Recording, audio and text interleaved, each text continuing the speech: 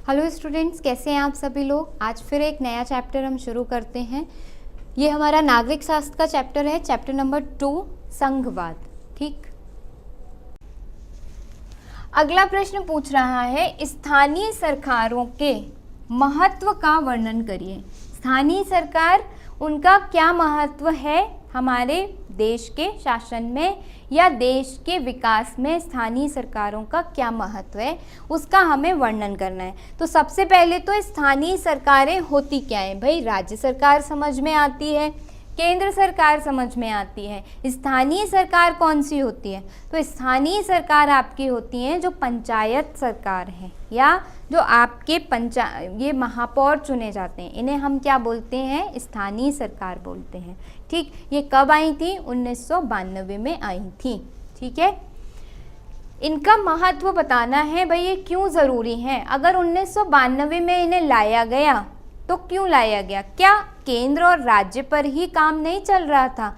जो एक और सरकार हमने जोड़ दी, स्थानीय सरकार, क्या महत्व है आखिर इसका विकास में या भारत के लिए यह क्यों ज़रूरी है? ठीक है, चलो हर तरीके से पूछा जा सकता है। देखो, जब केंद्र और राज्य सरकारों से शक्तियां लेकर स्थानीय सरकारों को दी जाती हैं तो इसे सत्ता का विकेंद्रीकरण कहते हैं। इसमें तीसरे स्तर को स्थानीय शासन कहा जाता है। स्थानीय शासन का महत्व निम्नलिखित है। अब देखिए, एक यहाँ पर बात आई, एक शब्द आया है विकेंद्रीकरण। विकेंद्रीकरण, ठीक है। देखिए, केंद्र के पास कुछ विषय थे, राज्य के पास कुछ विषय थे, दोनों अपने अपने विषयों पर नियम बना रहे थे। इतना तो संविधान ने हमारे लिए कर दिया जब संविधान हमारे पास में आया 1950 में। लेकिन जो यूपी, फॉर एग्जाम्पल अगर मैं उदाहरण लूँ, यूपी राज्य, यूपी की सरकार नियम बना रही है, ठीक है। लेकिन यूपी में कितने सारे गांव हैं, हर गांव की समस्या अलग है। किसी गांव में अगर हम पूर्वांचल के गांव देखें तो वहाँ की समस्या अलग, अगर हम पश्चिमी उत्तर प्रदेश के गांव देखें तो वहाँ की समस्या अलग, यानी हर गांव की अपनी अलग समस्या है। पश्चिमी उत्तर प्रदेश में भी जो आपका गांव होगा उसकी समस्या और जो आपके मित्र का गांव होगा, भले ही दोनों लगे लगे होंगे या थोड़े 10, 15, 20, 30 किलोमीटर पर होंगे, लेकिन समस्याएं दोनों की अलग अलग होंगी। आपके यहाँ पर कुछ अलग संसाधन होंगे, उनके यहाँ पर कुछ अलग संसाधन होंगे। तो होता क्या था कि न राज्य स्तर पर इनकी समस्याएं पहुँच पाती थी इन लोगों की, और न केंद्र स्तर पर इनकी समस्याएं पहुँच पाती थी। क्यों? क्योंकि एक विधायक आपका चुना गया। अब वो विधायक क्या क्या कहाँ कहाँ से निकल के लेकर आएगा, परेशानियाँ नहीं पहुँचा पाता था। तो जो स्थानीय स्तर है वहाँ पे समस्याओं का निपटारण नहीं हो पाता था। और मैंने सबसे पहले ही बताया था कि जब तक आप गांव की समस्याओं का समाधान नहीं करेंगे तब तक आपका भारत देश विकसित नहीं कर सकता। क्योंकि गांधी जी ने ही कहा था कि जो भारत की आत्मा है वह कहाँ बसती है? गाँवों में। और जब तक आप आत्मा की समस्या का समाधान नहीं कर लेंगे तब तक आप पूरे भारत देश की समस्या का समाधान कैसे करेंगे? तो इसी बात को सोचते हुए यह महसूस किया गया कि स्थानीय स्तर पर भी एक ऐसी सरकार होनी चाहिए जिससे हर गांव से समस्याएं निकल के बाहर आ सके और जो मतलब राज्य स्तर पर या केंद्र स्तर पर जो योजनाएं बनती हैं वह भी पहुंच सकें हर गांव के इलाके तक, जिससे कि गांव का विकास ज़्यादा से ज़्यादा हो सके। तो इसीलिए 1992 में आपका स्थानीय सरकार का जो आपका अवधारणा थी वह आई, और इस तरीके से क्या हुआ? शक्ति का विभाजन हुआ। शक्ति का विभाजन कैसे हुआ? कि राज्य ने कहा ठीक है, हम अपनी थोड़ी सी शक्तियाँ किसको दे देते हैं? गाँव में दे देते हैं, प्रधान को दे देते हैं थोड़ी सी शक्तियाँ।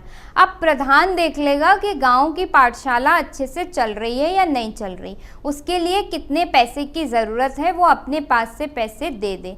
तो राज्य ने क्या किया? अपनी कुछ शक्तियाँ नीचे यानी कि प्रधान की तरफ क्या की? ट्रांसफ़र की तो या स्थानांतरित की, और इसी को ही क्या कहते हैं, विकेंद्रीकरण कहते हैं। जैसे उदाहरण के तौर पर एक परिवार है, सास है, बहू, सास है अभी, ठीक है ना, मतलब एक ही फैमिली है, बेटी की अभी शादी नहीं हुई है, अभी एक ही लेडी है जो सारा काम एक ही महिला देखती है। अब जैसे ही बहू आई तो उसने क्या कहा, भैया थोड़ी सी जिम्मेदारी किचन की तुम ले लो, बाहर का काम मैं देख लूँगी। तो इससे क्या हुआ, शक्ति का विभाजन हुआ।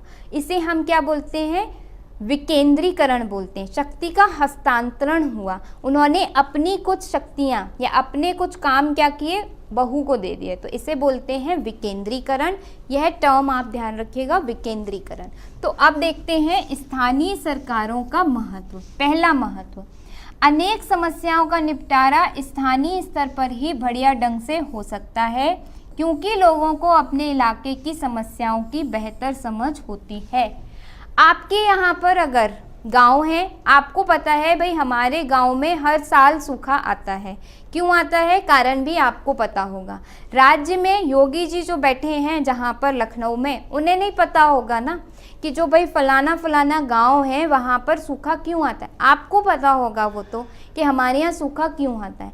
आपको पता होगा कि हमारे यहाँ पर जो स्वास्थ्य की सेवाएं हैं वह बहुत ख़राब हैं, उन्हें बेहतर करने की ज़रूरत है। उन्हें नहीं पता होगा। उन्हें तो कब पता चलेगा, जब आप अपने यहाँ से उनके पास में रिपोर्ट भेजोगे तब।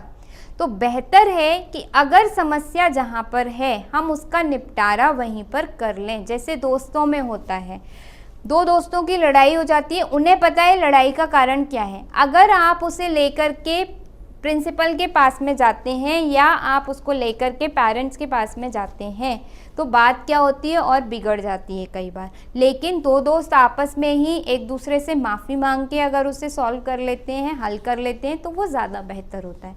तो स्थानीय जो समस्याएं थी उनके बारे में जानकारी भी स्थानीय लोगों को है, तो निपटारा भी वहीं पर जल्दी से हो सकता था। ठीक, क्योंकि ऐसा कहा जाता है जहाँ समस्या होती है समाधान भी वहीं कहीं होता है, बस हमें ढूंढने की देर होती है। ठीक है, तो वो लोग ढूंढ पाते हैं। लोगों को इस बात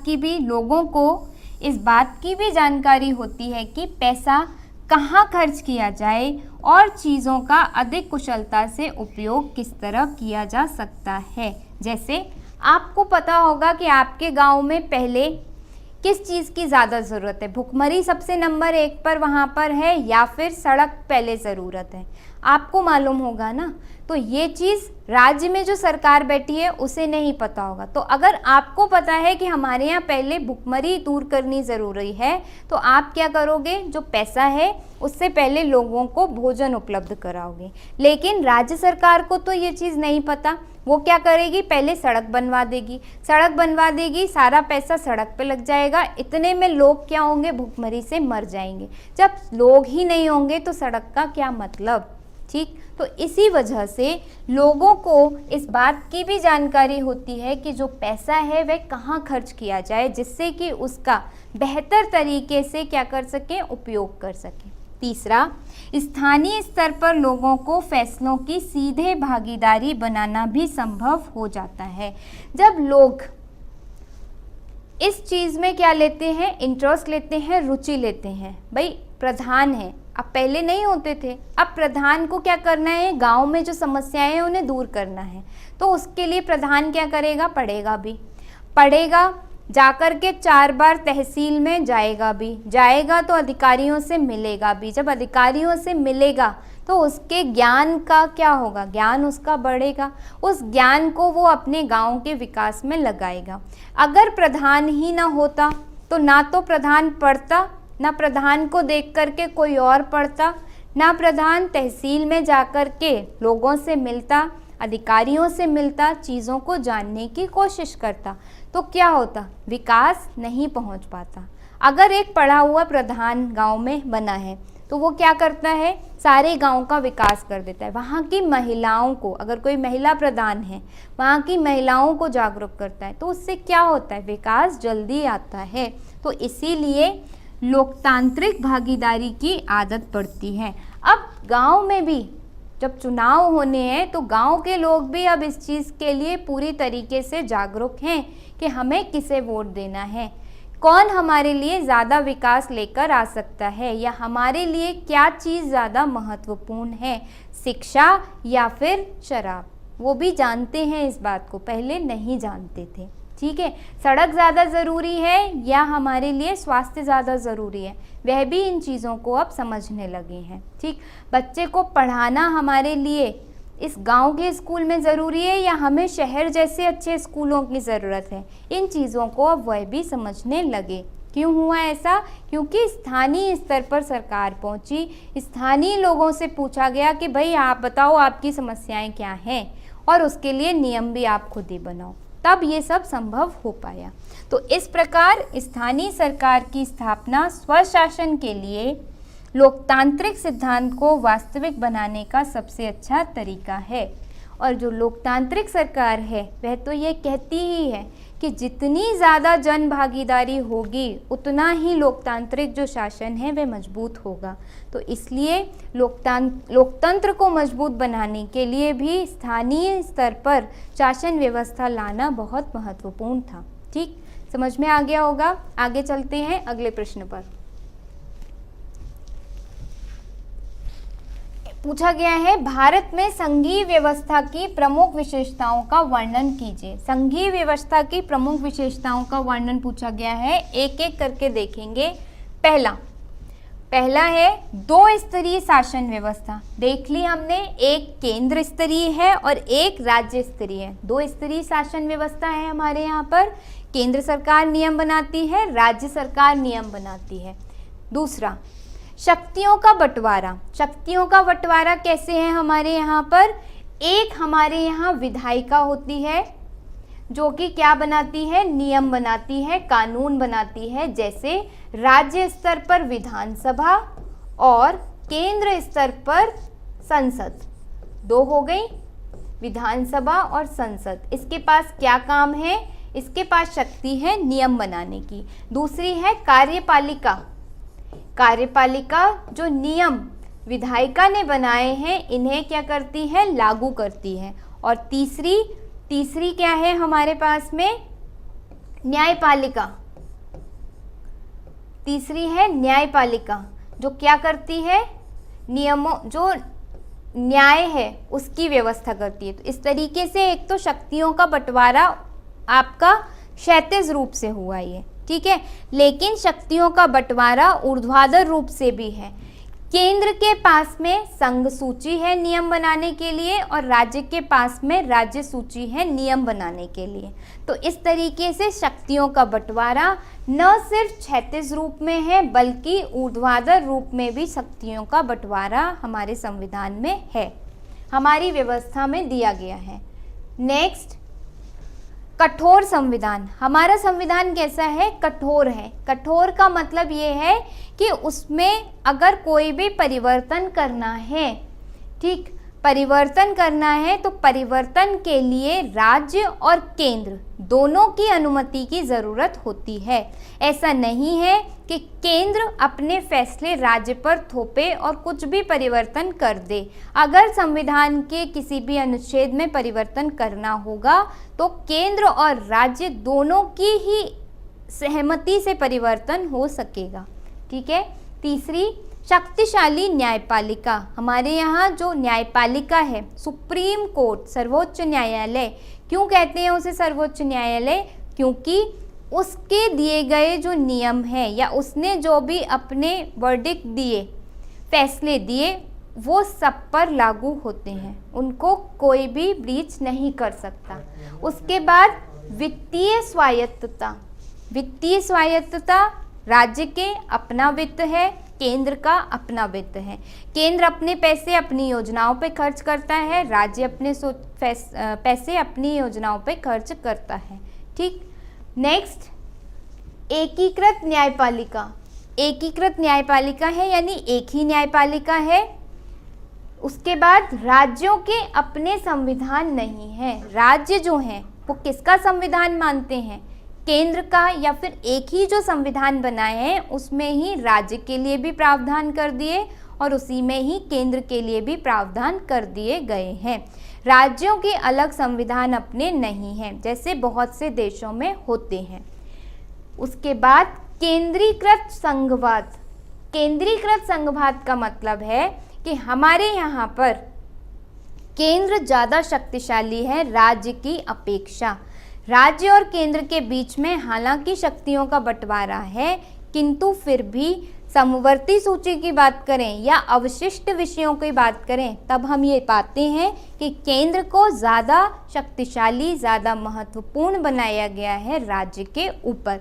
तो भारत की संघीय जो शासन व्यवस्था है ये उसके कुछ आपके कह सकते हैं कि चरित्र हैं, जिसमें हम कहते हैं शक्तियों का बंटवारा है, कठोर संविधान है, वित्तीय स्वायत्तता है। तो ये सब आपके किसके चरित्र हैं या किसके गुण हैं? ये आपके भारतीय संविधान या भारतीय जो संघवाद है उसके ये गुण हैं।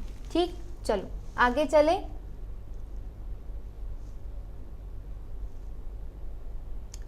भारत में पंचायती राज व्यवस्था का हमें वर्णन करना है। तो देखिए, मैं पहले आपको बता चुकी हूँ पंचायती राज व्यवस्था क्या है, 3 स्तर में है।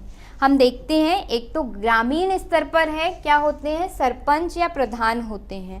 उसके बाद फिर एक स्तर आता है हमारा पंचायत समिति, जो हमारी तहसील वाली स्थिति होती है, ब्लॉक लेवल पर वो होते हैं हमारे। उसके बाद जिला परिषद होती है, जो आपके जिला अध्यक्ष होते हैं वो आते हैं। तो इस तरीके से जो पंचायती राज व्यवस्था है भारत में वह 3 स्तरों में विभाजित है। एक तो गांव में प्रधान, उसके बाद फिर आपका जो ब्लॉक लेवल है, तहसील लेवल है, तहसील स्तर पर पंचायत समिति, और तीसरे नंबर पे जिला परिषद जो आपकी डिस्ट्रिक्ट में काम करती है या जिला में काम करती है। तो भारत की जो पंचायती राज व्यवस्था है वह किस तरीके से डिवाइड है, किस तरीके से विभाजित है? तो देखिए, गांव के स्तर का जो आपका स्थानीय शासन है उसे ही हम कहते हैं पंचायती राज। 3 स्तरीय है, पहला ग्राम पंचायत, फिर पंचायत समिति, फिर जिला परिषद। तो इस तरीके से 3 में वर्गीकृत है। सबके अपने अलग अलग काम हैं, सबके अलग अलग विषय हैं जिन पर वो लोग नियम बनाते हैं। ठीक, चलिए यहाँ पर आज का ये जो हमारा अध्याय है ये समाप्त होता है, और जो भी महत्वपूर्ण प्रश्न थे वो हमने देखे। मुझे उम्मीद है कि कुछ जो मुख्य चीज़ें, मुख्य जो बातें थीं इतने कम समय में मैं आप लोगों को बता पाई। आप लोग निरंतर प्रयास करते रहिए और इनको लिख कर कम से कम विद्या क्वेश्चन बैंक से जो भी क्वेश्चन दिए गए हैं, जो भी प्रश्न दिए गए हैं, आप उन्हें लिख कर देखते रहिए। ठीक, थैंक यू सो मच।